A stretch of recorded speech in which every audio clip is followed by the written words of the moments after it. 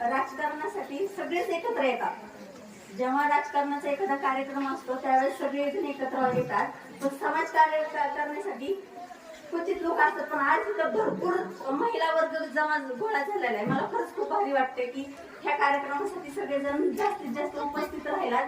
त्यासाठी सगळ्यांचे खरंच आभारी, सगळ्यांचे मनापासून आभार मानते. आणि अशा कार्यक्रमासाठी एकत्र येणं ही आता भविष्याची गरज आहे.